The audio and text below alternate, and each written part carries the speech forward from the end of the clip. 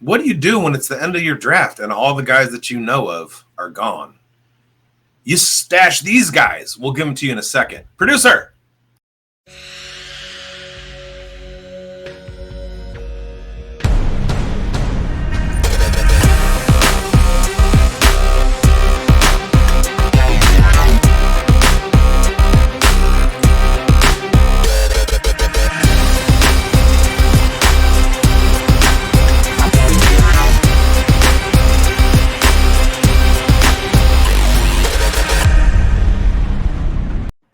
Welcome to the Fantasy Forecast right here on the Fantasy Sports Advice Network.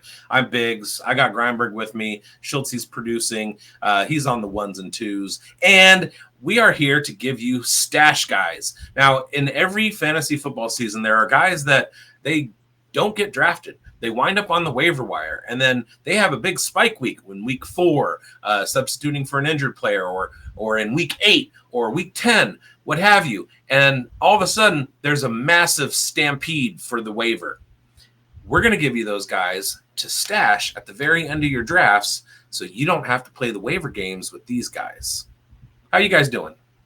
Doing awesome, Bigz. It is getting close to the season. Camp is in full swing right now, so we're starting to see a lot of these guys pop in this situation right now. There's a lot of ambiguous situations in the NFL. We're going to be probably talking about a lot of them. We're going to be talking about some, sleepers that we need to get on our roster. Schulte, what are you up to, buddy?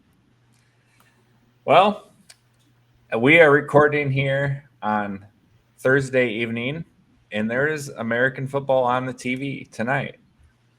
Woo! That is exciting news. We are not going to have a Thursday without football for a very long time now. So yeah, let's celebrate that. Good way to point that out, Schulte. That is awesome. It is time to get into this, Bigz. What do you got as one of your first guys that you're looking for later on in your drafts that people aren't really talking a whole lot about? Maybe they're getting a little bit of steam in camp. I'm excited to hear what your top 3 are as all of ours. Well, in order of least priority to most priority, my number 3 guy is going to be Jacksonville Jaguars wide receiver Dyami Brown.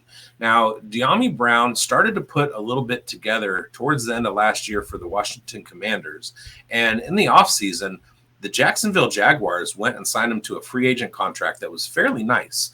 On top of the fact that they, let guys like Gabe Davis go, they need somebody to take the top off the defense. And guess who was a huge, deep threat coming out of North Carolina in 2021? That's Dyami Brown. He can take the top off the defense and allow Brian Thomas Jr. and Travis Hunter to work underneath. He's going to be ostensibly the wide receiver 3 or 4, depending on how the depth chart works out with him and Parker Washington. But he's only 25 years old, and he's got a lot of good football left to play. He's been in the league for 3 or 4 years now, and he's about to get his feet really wet in this Jacksonville Jaguars offense. So I am prioritizing Dyami Brown, stashing him towards the end of my drafts, usually before I'll take a tight end or a kicker, and rolling with it. Yeah, man. I think that's a pretty. And we lost Mike. Mike's. Oh. I'm right here. I might be at a little bit of a lag, maybe. But I think Dyami Brown's a good shot here. Schulte, you're a Jaguars fan. What's your take on this? I think it's spot on. I think he's going to be locked in as the 3rd wide receiver here over Parker Washington, in my opinion. They, like Bigz said, they went out and paid him. And this regime is not the regime that drafted Parker. And I think he's a solid, role-playing kind of bench dude. But, yeah, they paid Dyami. And you saw the usage come about last year. And it's going to fit right into what Liam Cohen likes to do on offense, throwing the ball. So it is a little bit of a dampering thing to bring Travis Hunter in, because I was really excited about Dyami, the value we were going to score on Dyami if he would have been the wide receiver 2. Not to complain about Travis Hunter, very excited about that. Right. But like before the draft and after free agency before the draft, I really like this shot at some fantasy value if he had been the wide receiver 2. But I think it still presents itself there as wide receiver 3, because now that Hunter's in the building, it's pushed him down even farther. Yeah, I love it. All right, well, I'm going to get into one of my guys, and he's actually steaming up. So he's not getting, drafted as late as he was when I put this show sheet together. But I'm looking at Cam Skattebo, who isn't your typical fantasy sleeper. He's a blunt instrument built for contact and chaos, and exactly what I think the Giants need. His college career was tearing up the Big Sky Conference, and Skattebo leveled up at Arizona State. He proved he belonged in the Power 5 competition. He wins in foot races. With elite speed. He's got, some, under the radar pass catching ability here. He's, stash worthy. I think he's grinding it out on tape at this point, but if you're looking at what he's doing in training camp right now, he's busting big runs. He's the talk of, the Giants backfield right now. I know Tyrone Tracy, he splashed last year as a, pass catching back, a former wide receiver converted. And, I still think that Tyrone Tracy's got a really good upside this season, but Cam Skattebo is coming under the radar, and he's coming and he's looking fierce. He led all projected day 1 and 2 rookies in first downs per attempt at 33.6%. He has a 1.26 yards per route run, which is great among the running backs in this class. Is 7.5 career yards per carry across the programs. He looks great, and he's making people miss in camp. I know it's the Giants defense he's going up against, but I'm looking at Cam Skattebo here to be rising up draft boards. He's no longer a sleeper, but get on him because he's going to go pretty quick nowadays. So get on Cam Skattebo. What are you guys' thoughts on him? I love Cam Skattebo. You and I, we drafted him in our Undroppables Omega Dynasty League. I want to say he was our second or third round pick. Maybe it was our third round pick.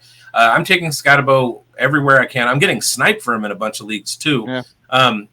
I do like Tyrone Tracy, but as soon as the Giants drafted Skattebo, my thought was he was going to outwork him in camp and take over as the RB1. So right now he's a handcuff, but at some point I think he's going to take over that backfield. And shout out to the Big Sky Conference. That's my hometown UC Davis's conference, and Sacramento State, where Cam Skattebo started his career. I like to call him Skattego. And also he's from Rio Linda, which is just about 30 miles away from right here. And when I was playing baseball, we played a lot of games in Rio Linda when he was growing up. And so shout out to NorCal, Sacramento area, Cam Skattebo. Shout out. Have you made pizza for him? That's the question. No.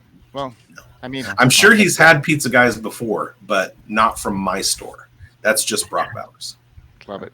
All right, Schulte, get into your first guy you got to get your hands on. Well, Brock Bowers, great segue here because it's Michael Mayer, and he's like not getting drafted at all. So this is a dude you can just snag with your last pick, and the upside is tremendous here. Now, he came into the league and had somewhat of a quiet rookie year, and then they go draft Brock Bowers. So career arc, not great for Michael Mayer, right? Like this is not like none of this has gone to plan, but none of this is his fault. Like it's hard for tight ends to just jump on the scene and be immediate impact players like a Brock Bowers. So he has his rookie year and they go draft Brock Bowers. And it's not an indictment on Michael Mayer as a player at all. It's holy moly, this dude, like we've got a chance to take this guy and we're not going to pass up on it. So don't view this as the Raiders don't like Michael Mayer, or he's not good because they took Bowers. Bowers is just a step above everything else, and they had to do it, right? So smart football move. But like I said, I'm going to snag a lot of Myers late. And this is not just an opportunity thing for a Bowers injury. This is also a potential trade thing. Like there's a real possibility a tight end injury pops up in camp or preseason or early in the season, and a team is really, really hurting at the position, and they're going to call up the Raiders and check on Michael Mayer. And, really thought maybe this could have been the Dolphins here a few weeks ago, but unfortunately, they did what they did because Michael Mayer there would have been fun. Unfortunately, they didn't do it. Anyways, all that to say, just go snag Michael Mayer because when you're drafting this late, it's all about like potential opportunities. Like we're not telling you guys to draft. We're not telling you to draft a dude at, number 250 in your draft who is a first round talent. Like, that just doesn't happen. So, like, you got to play the opportunity game. And there's two paths here. There's injury to Brock Bowers and there's a trade. So I think for a last pick in your draft, Michael Mayer has a potential to be a home run. There are three paths. Ooh, 3 paths. I don't think that there is any way that the Raiders are going to trade Michael Mayer. They know what they have in Michael Mayer. And if we kind of go into the Wayback Machine, think back to the year that Michael Mayer was drafted. He was drafted ahead of Sam Laporta and Dalton Kincaid, or at least ranked ahead of those two guys. He was a beast at Notre Dame, and consensus, he was the best tight end in the class. Now, he's more of a traditional tight end than Brock Bowers, but guess who uses a ton of 12 personnel? That's 2 tight ends lined up. Chip Kelly, the Raiders offensive coordinator. So you're going to have a lot of 3 wide receiver sets where Brock Bowers is operating as one of those 3 wide receivers.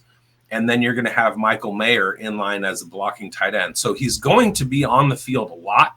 He's going to be playing a traditional tight end role. He may not be in the 100 target category, but as for somebody who's going to contribute some points, if you miss out on Brock Bowers and you're drafting real late in your drafts, go ahead and draft Michael Mayer, especially if you were going to be drafting Isaiah Likely, because I have a feeling that Michael Mayer, fully healthy this year, is going to have a run like Isaiah Likely did with Mark Andrews on the field last year. So he's definitely going to be a point scorer, even if he's not the primary quote-unquote tight end. But then again, Brock Bowers is more of a wide receiver, and he's going to be playing more slot routes and more lining up outside more often. Michael Mayer is going to be that traditional tight end, and he's going to be on the field a lot. I like that. There you go. It just reaffirms your call there, Schulte. So he has a Raider hat on, so you might have his ear to the ground there, folks. Okay, well, let's move on, Bigz. Before we get into your next pick, let's hear from our sponsor. And a lot of folks are going down to Southern Bluegrass Fantasy Football Championship in Bowling Green, Kentucky. And let's hear all about it, Schulte. Looking to take your fantasy football experience to the next level? The Southern Bluegrass Fantasy Football Championship, or SBFFC, is the premier live in-person single-entry tournament east of Las Vegas and is happening in Bowling Green, Kentucky, just north of Nashville and south of Louisville. Join fantasy football diehards for a 2-day draft weekend filled with energy, competition, and community. Expect free beer, bourbon, barbecue, and live entertainment hosted by the Western Kentucky University Dance Team.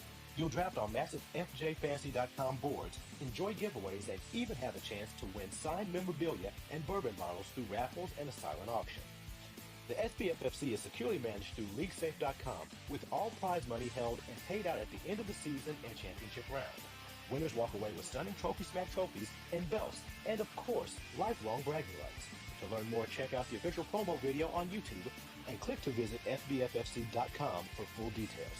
For questions or to reserve your spot, email Dr. Brian Harwood directly at brian.harwood@twc.com.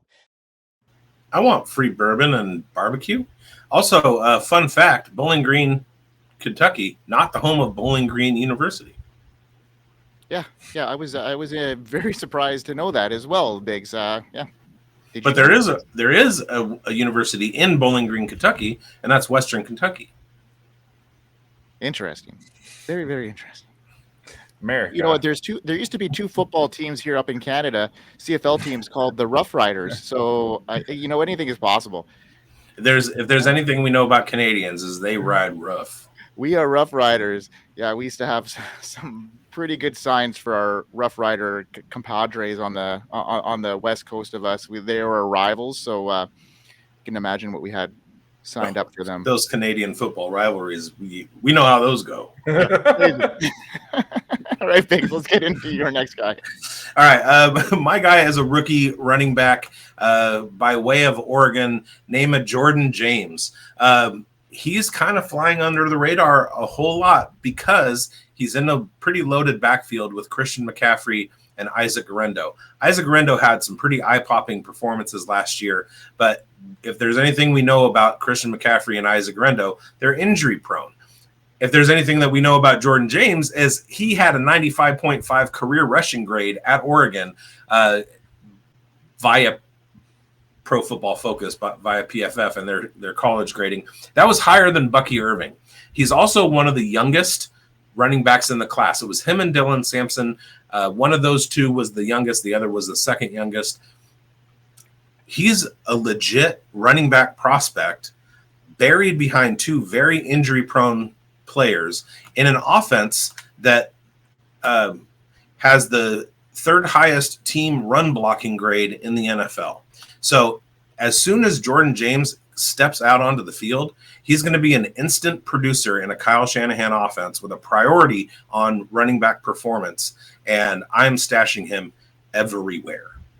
Yeah, I really like that call, Bigz. You know, Jordan Mason, you like you mentioned, is now gone. You know, Elijah Mitchell is gone. It opens up a lot of opportunity. And we know how that San Francisco backfield has been plagued with injuries, you know, for years and years. So, you know, it's not out of the possibility here that Jordon James could get into a role at some point. And we know what those San Francisco 49ers running backs produce when they have that opportunity. So, yeah, man, that is a great stash. It's a guy that you really want to keep your eye out later on. And yeah, great call, Bigz. Anything to add to that, Schulte?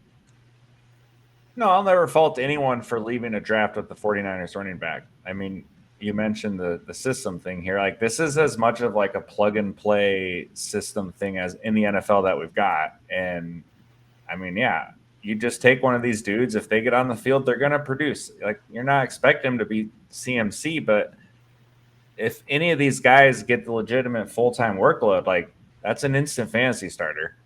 Yeah. You saw it happen with Garendo last year. You saw it happen with Jordan Mason last year. I mean, it's just what the 49ers do. Whoever is the starting running back that week, that person is going to have good fantasy finish. Yeah, absolutely. Okay, well, we'll move on to my guy, and we're staying in that conference, in that division, and we're going to be talking about a tight end here, folks. We've had a couple tight ends already mentioned, but I'm targeting Elijah Arroyo. He may not be a household name yet, but the pathway to fantasy relevance is clearing fast in Seattle. The Seahawks releasing Noah Fant ahead of camp. It brings, Arroyo suddenly into a depth chart with real opportunity, especially in an offense led by Clint Kubiak, who helped elevate rookie tight ends before. Arroyo's college career was slowed by injury, inconsistent play at Miami. His traits, they do pop on tape. He's fluid in movement, above average in burst, and he's got clear yak ability, now paired with a system that has a history of exploiting mismatches from the tight end position. And now we're looking at Arroyo becoming a surprise asset by midseason at the latest. And here's the kicker. If anything were to happen to Cooper Kupp, who's 31 and he's missed 13 games over the last 2 seasons, the Seahawks will be in desperate need of a pass catcher behind JSN, and Arroyo averaged nearly 2.5 yards per route run in his last 4 games in college. He's shown he can operate as a dynamic seam threat. I'm looking for him to be a guy that is going to be steaming up draft board just because of that opportunity. No offense. Exit. It opens up a ton of targets. And like I said, Cooper Kupp, his injury history, Kubiak, all these things play into this. Look at what Kubiak did with Greg Dulcich. Where's Greg Dulcich now? He's no longer there. He made him a tight end 1 for a stretch in his rookie season. I'm looking for Arroyo to have a very good path here. So, I'm getting him late, and I'm getting him often. We've seen the tight end environment change over the last 3 years pretty drastically, and it all started with the Michael Mayer, Sam Laporta, Dalton Kincaid draft. There were signs, there were writings on the wall that the NFL offenses were getting more spread out. They're involving tight ends more in passing and in receiving. And that fully came to a head last year with Brock Bowers. And now every team, because it happened with Laporta and because it happened with Bowers, every team is looking for their own athletic big slot / tight end who's going to have a rookie season on the level of Brock Bowers. And there are a bunch of them in this draft. The Colts want Tyler Warren in this season entering with rookie tight ends. The Colts, Tyler Warren is one of them. The Bears are hoping that Colston Loveland is going to be one. The Seattle Seahawks drafted Elijah Arroyo. More on that in a second. And Mason Taylor out of the New York Jets. And then you have Rhamondre Gadsden down with the Los Angeles Chargers. That's literally 5 tight ends that should have an opportunity to jump out there and be high target earners as rookies on their team. Now, the thing about Elijah Arroyo is as soon as he got through minicamp and OTAs, the Seahawks said, oh, we know what we have. We can get – Noah Fant is now expendable. The other tight end in the room is A.J. Barner, who is a more traditional blocking tight end. And Elijah Arroyo, who was the darling of the Senior Bowl when I was down there because of his athleticism, is going to present that athletic big slot / tight end to Sam Darnold, who just got done lighting it up with Justin Jefferson and TJ Hawkinson last year. So big things for Jackson Smith-Njigba and Elijah Arroyo.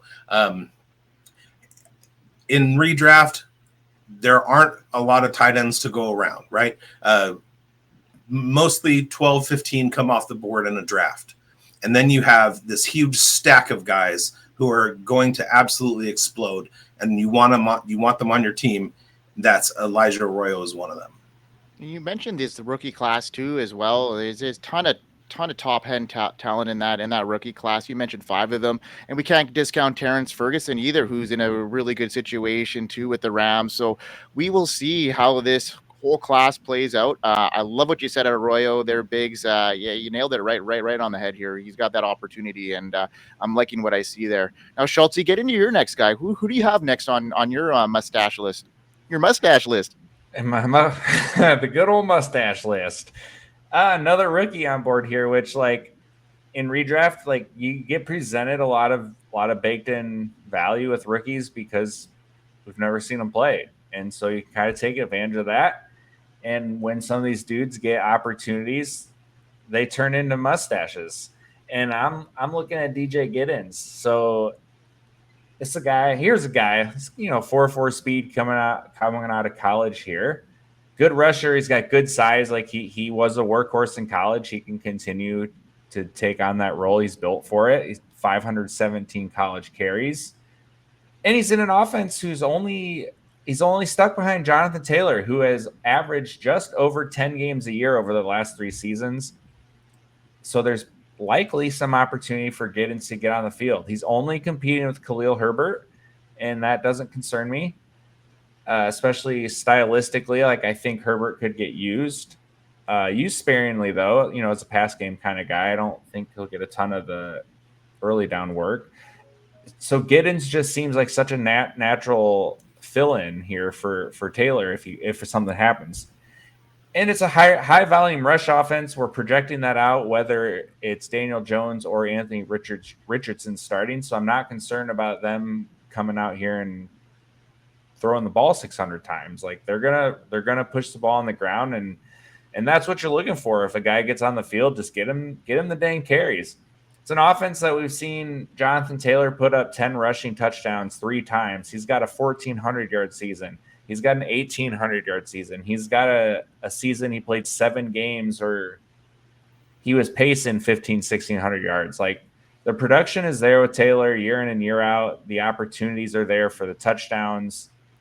Giddens is running back 65 in redraft ADP right now. So take a stab at that. It's similar to the Jordan James thing. Like just take guys who could have a chance, and we've got a realistic chance here for Giddens. Yeah, I have so much Giddens everywhere. Yeah, and much like this tight end class, like Big mentioned in the last in the Arroyo segment here, like this running back class is as deep as it's been probably since 2017, and Giddens was one of these guys that at the combine that just showed out. He's got the athleticism, and he could have an opportunity. Jonathan Taylor gets used as a workhorse, and I could see that continuing. And if something were to happen to Jonathan Taylor, we know what could happen. They want to keep that high, rushing floor, and I think Giddens can take that opportunity very well. So yeah, this running back class is solid. and I love what I see here. So you know what else I loved? What I love to see, Bigz, is this Hall of Fame game going on, and it's in Canton, Ohio, where I think we're going to be there next week, where Fantasy Sports Advice Network is the main sponsor of the Fantasy Football Expo. Wait, we're going to be there? Yeah, we're going to be there, man. Oh, okay. Yeah, you and me, man. That's news. Better start planning. Oh, because it's 6 days away. Yeah, we'll be there. This isn't a bit. He knows he's going to be there. I know I'm going to be there. Yeah. All right. Let's get into our spotlights here, folks. But before we do that, before we get our number one guys that we want to be leaving our drafts as a stash, Bigz, talk to us a little bit more about what's going on in the Fantasy Sports Advice Network. Well, at the Fantasy Sports Advice Network, you can find all of the best analysis in the fantasy space, from jokers like us, other pretty sharp guys. There's a lot of written stuff. There's a lot of videos. You can find them all at fantasysportsadvice.com. Go get your membership, because all pro members are they're eligible for a spot in our jersey leagues. Like my Jackson Smith and Jigba jersey league, you want to come. You want to take a chance at the king? You best not miss. Come get that Jackson Smith and Jigba jersey out of my cold dead hands. Only if you can beat me. I see you, Dev. I see you. You're in the league, and nobody's getting that jersey. That jersey's mine. But if you think you can take it, get a Fantasy Sports Advice Network.com membership. Get a pro membership, and come join me in the JSN League. JSN League. You got the JSN League. You are one lucky man. I got James Cook. He is a rival of my Kansas City Chiefs. So I'm representing the James Cook League. So yeah, folks, get your memberships and be sure to follow us and become one of our paid members. And you'll have all the perks that you need, like the jersey leagues, where you're gonna get a signed jersey if you end up winning it. So also the fantasy forecast merch, yeah. Dynasty Pulse merch. I mean, it's all there. Let's go. All right, Schultzy, let's run these clips for our spotlights. And Bigz, I know what your guy looks like, so I'm excited to hear all about him.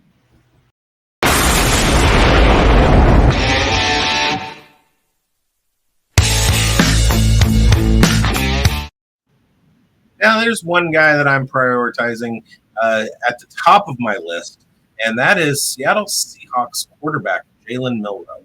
Now, here's the deal with Milroe. Milroe is a very green rookie, not a lot of reps in college, coming out of Alabama, but hey, Alabama recruit. That means something. He's mostly a runner at this point, but what we know from watching Jalen Hurts over the years, watching Justin Fields over the years, watching what Bo Nix added to his fantasy totals with his running on the ground, Josh Allen, etc., is that as soon as Jalen Milroe gets in the game, he's going to be using his feet and racking up fantasy points.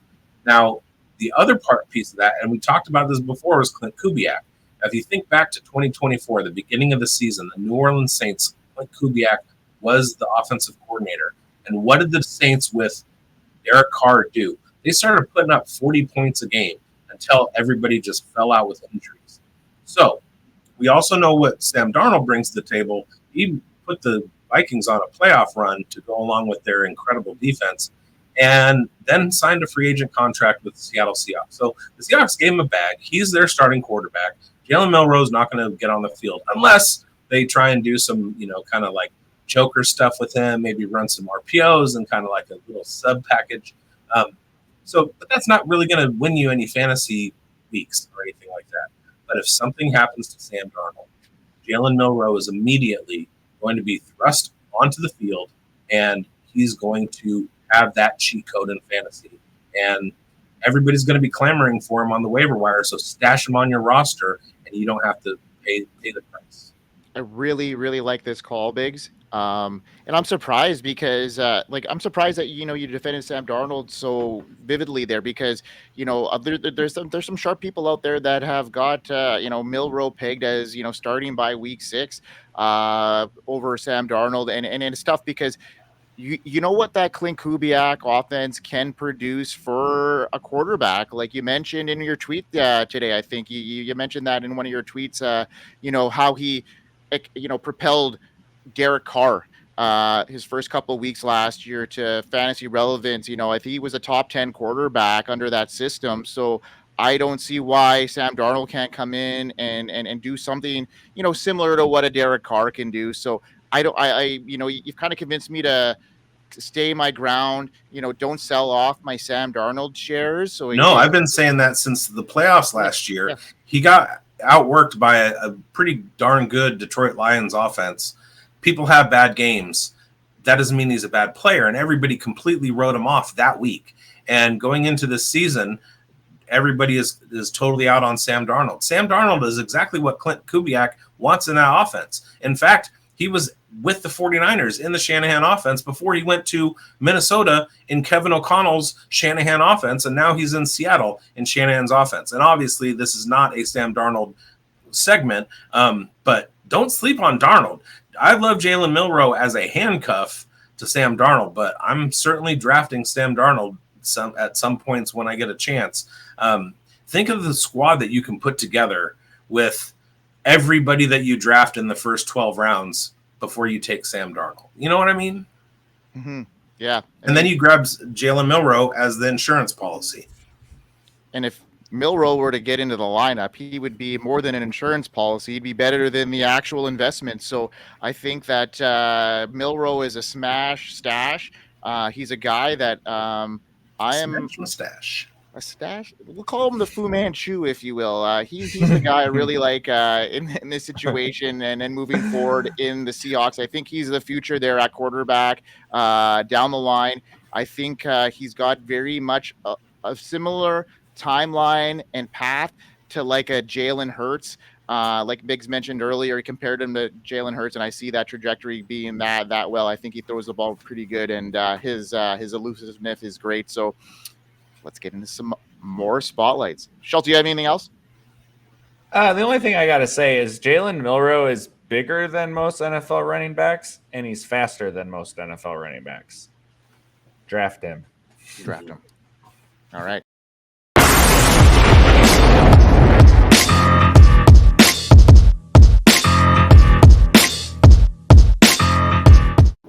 All right.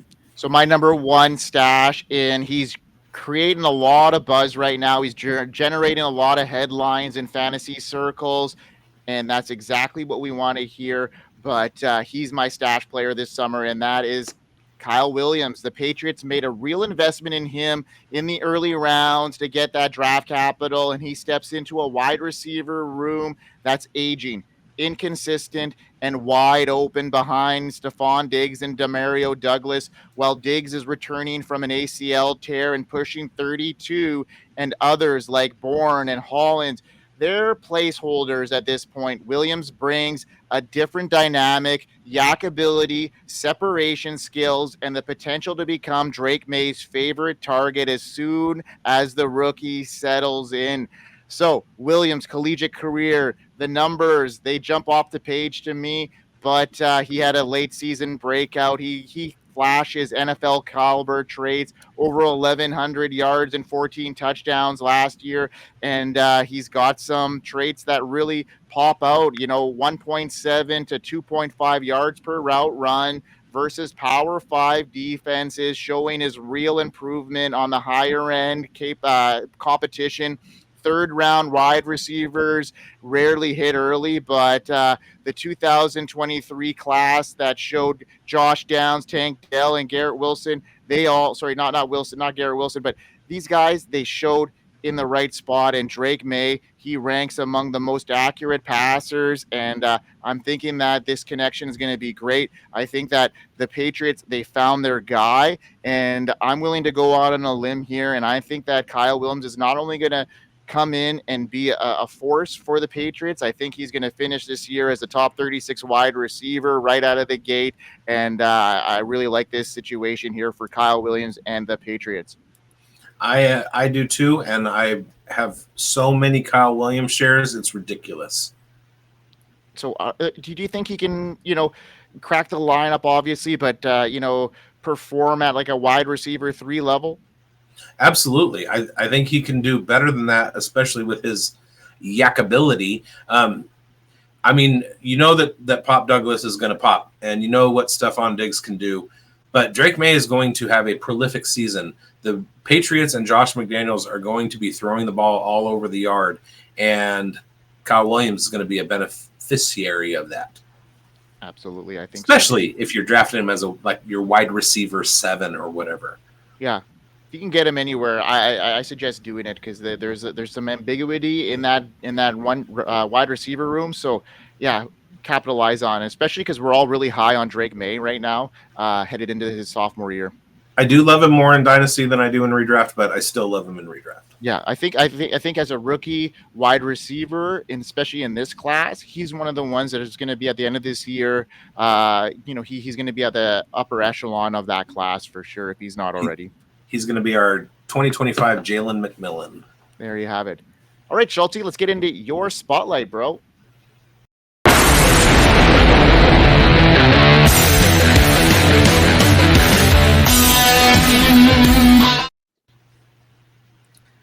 Let's do it. I'm sorry. Breaking news.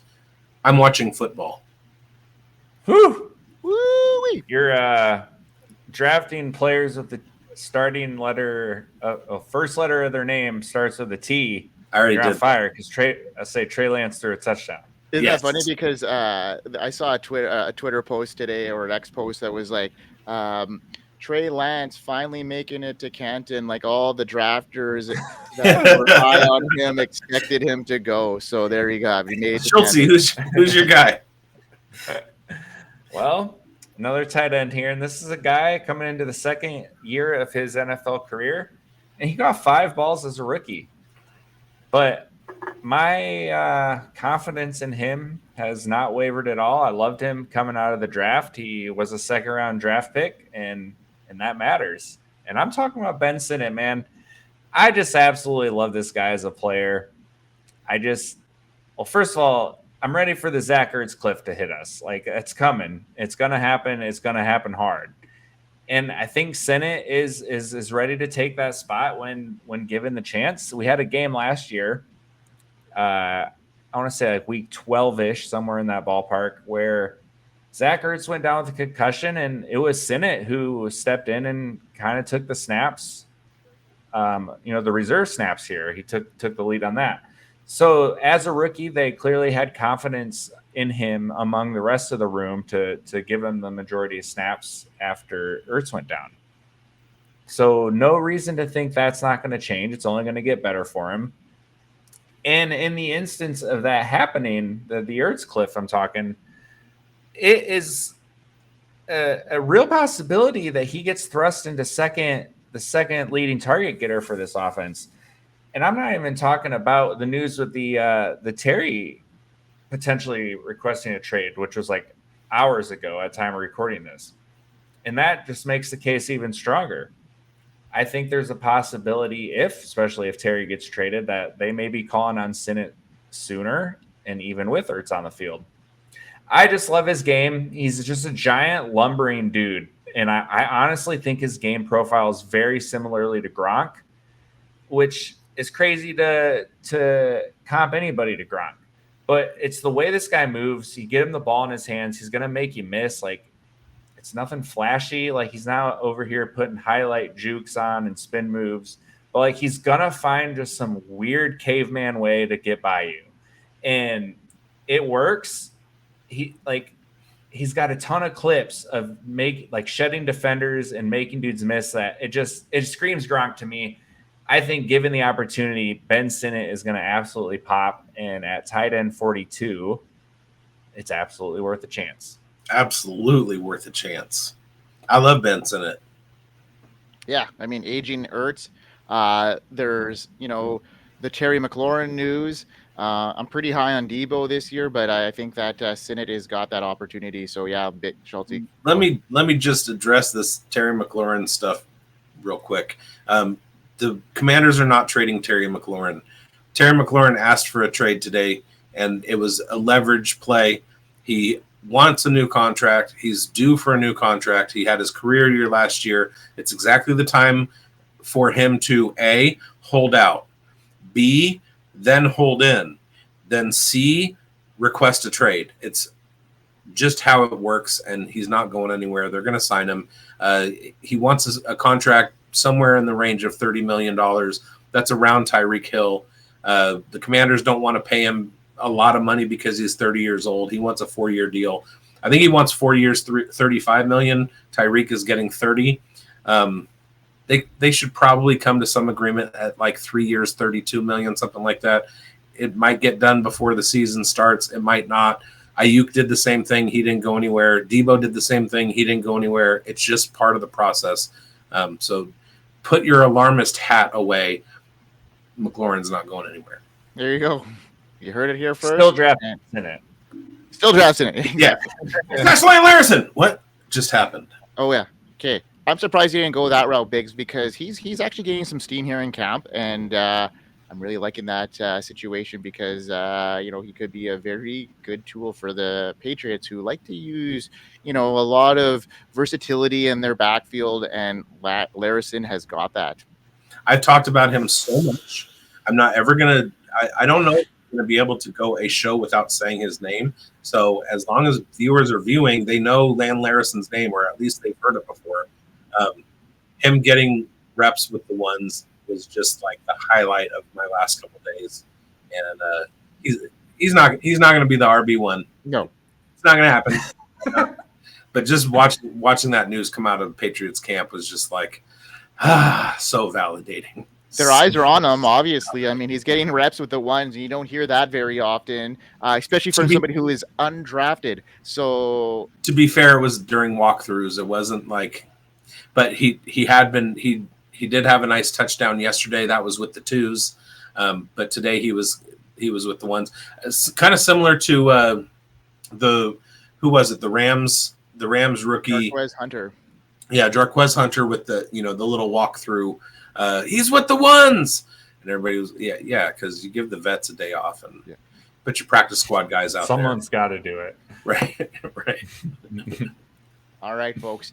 What a great show. The next time you see us, we'll be at the Expo, Bigz and I, and Schulte will be, going remote, but he'll be there next year with us, and we're going to be doing a show from Canton. So excited to put that out there, folks, for y'all. And remember, if you're not there in Canton, be sure to try and get out next year, because it's a great time. It's not just for experts. It is for everybody. We want more, avid players there, talking football. It's a great experience, a great time. It's a great community event. And Bigz, you got anything more to add to that?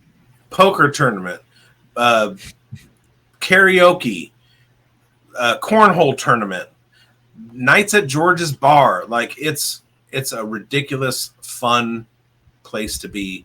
And hey, even if you're not a content creator, you can go and meet all of the content creators that you watch. I watch so much content, and I go see, like, I get to meet Joey Wright and Jax Falcone and all the guys that that I follow.